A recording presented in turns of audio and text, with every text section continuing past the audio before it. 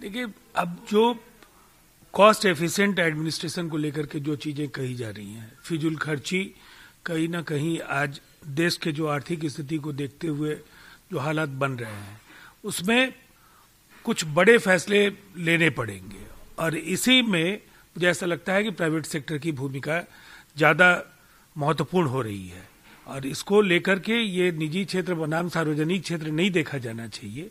कई ऐसे क्षेत्र हैं जहां सार्वजनिक क्षेत्र के जुड़े प्रतिष्ठान, देश की गोपनीयता, देश की सुरक्षा, कई ऐसे प्रश्न हैं जिन पर उनका वहां होना आवश्यक है, लेकिन अनेक क्षेत्रों में प्रतिस्पर्धा के नतीजे बेहतर होंगे। आनंद शर्मा ने भी राहुल गांधी से सवाल किए हैं। जिस तरह से राहुल गांधी ने नॉर्थ साउथ वोटर को लेकर स्टेटमेंट दिया था, आनंद शर्मा ने भी सवाल खड़े कर दिए हैं।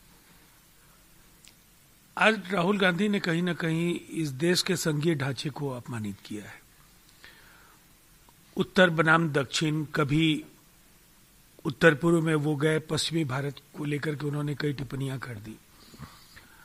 इस देश में इस तरह की जो सियासत है उसको लोग कतई पसंद नहीं करते हैं। मतदाता जीत और हार से अच्छा या बुरा नहीं हो सकता है। अगर आप चुनाव उत्तर में हार जाते हैं, दक्षिण में जीतते हैं, इसकी वजह से दक्षिण के मतदाता ज्यादा समझदार हैं और उत्तर के मतदाता समझदारी में कहीं ना कहीं दक्षिण के मुकाबले कमतर है। ऐसे बयानों से आप क्या हासिल करना चाहते हैं? 21वीं सदी का हिंदुस्तान ऐसे बयानों को खारिज करता है और इस बयान के लिए राहुल गांधी को सफाई नहीं, माफी मांगनी चाहिए। मोटेरा का सरदार पटेल स्टेडियम नरेंद्र मोदी स्टेडियम के नाम से जाना जाएगा। कांग्रेस ने इस पर आपत्ति जाहिर की है, कहा है कि पटेल का अपमान नहीं सहेगा हिंदुस्तान। अब राज्य सरकार का ये निर्णय है और निसंदेह इस देश को एक अविस्मरणीय नेतृत्व नरेंद्र मोदी जी ने दिया है।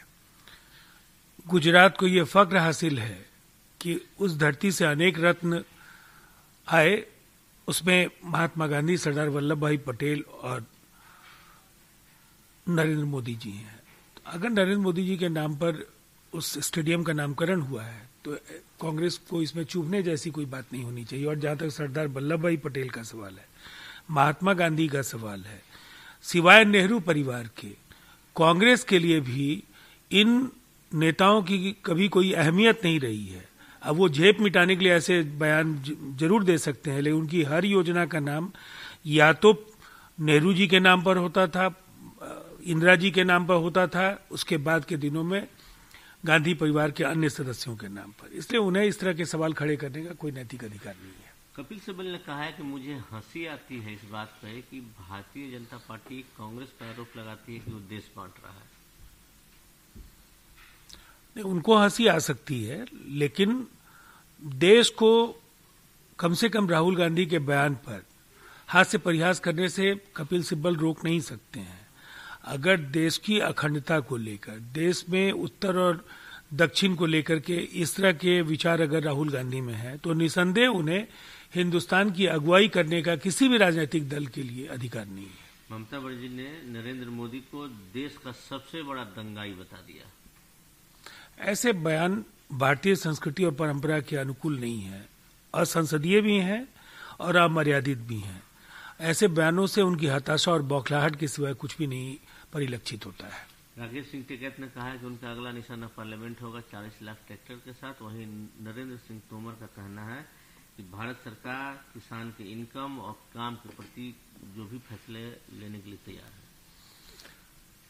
किसान संगठनों को अपनी रणनीति तय करने का पूरा अधिकार है, लेकिन वो पूरे देश की आवाज नहीं है। देश के अलग अलग राज्यों में किसानों का समर्थन उनके आंदोलन को नहीं है। इसलिए देश की संसद और देश की राजधानी को लेकर के जो उनका दृष्टिकोण है, उस पर उन्हें जरूर संयत होना चाहिए और अपने बयानों के जरिए पूरे देश को अनावश्यक परेशानी में डालने के बजाय उन्हें अपने स्टैंड में थोड़े लचीलेपन के साथ केंद्र सरकार के साथ बातचीत करके एक तार्किक परिणति पर इस आंदोलन को पहुंचाना चाहिए। ममता बनर्जी ने नरेंद्र मोदी से मदद मांगी है कि इलेक्शन से पहले वहां कोविड-19 का टीका हर एक बंगाल के लोगों को लग जाए।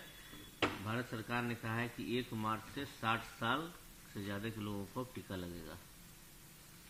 तो कई चरणों में बिहार में भी हो रहे हैं, और इसीलिए ये एक रणनीति है कि जिनको ज्यादा टीके की जरूरत है पहले उन्हें प्राथमिकता के आधार पर टीकाकरण का लाभ दिया जाए। तो मुझे लगता है सैद्धांतिक तौर पर ममता जी भी गलत नहीं है, सबको लगना चाहिए। केंद्र सरकार ने उसको कई चरणों में पूरा करने की बात की है, तो वो एक व्यवहारिक समाधान है।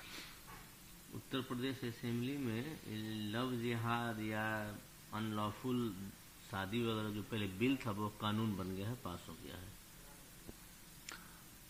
अब उत्तर प्रदेश विधानसभा ने अगर कोई कानून बनाया है तो तथ्यों का अवलोकन करने के बाद ही बनाया होगा। व्यापक विचार विमर्श के पश्चात एक जो प्रस्ताव को कानून का शक्ल पहनाने की बात है, तो मुझे लगता है तमाम तथ्यों पर उन्होंने विचार किया होगा। लेकिन मुझे ऐसा लगता है कि कोर्ट को भी बहुत सारी चीजें देखनी पड़ती हैं। अब वहां से ये बच जाए, ये ज्यादा महत्वपूर्ण होगा। सीतामढ़ी में जो घटना घटी है, क्या कहेंगे उस पर? एक सेकेंड। उत्तर प्रदेश में जो विधानसभा ने पास कर दिया है, जो बिल था पहले कि गलत ढंग से शादी, उस सबको अब वो कानून बन गया है लव जिहाद वगैरह को लेकर।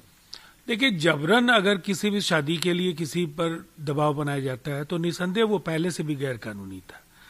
और उत्तर प्रदेश ने जो भी इस विधानसभा ने जिस प्रस्ताव को पास किया है, उसके मसौदे का अध्ययन किए जाने के पूर्व अभी कोई भी प्रतिक्रिया दिया जाना उचित नहीं होगा। सीतामढ़ी में जो क्या कहेंगे उस पर? पुलिस जाती है, शराब माफिया को पकड़ने, उसकी हत्या हो जाती है। देखिए, निसंदेह ये चिंता पैदा करने वाली बात है और ऐसे तत्वों के खिलाफ कठोरतम कार्रवाई होगी। राज्य सरकार शराबबंदी को एक कालजयी युगांतरकारी कानून मानती है। लोगों की जिंदगी बदली है। आज राज्य की आधी आबादी के चेहरे पर जो आत्मसंतोष और जो उनके चेहरे पर एक मुस्कान दिखने को मिल रहा है, निसंदेह उसको बनाए रखना नीतीश कुमार जी का संकल्प है। और इस दिशा में अगर कहीं भी कोई चूक होगी तो कठोरतम कार्रवाई होगी।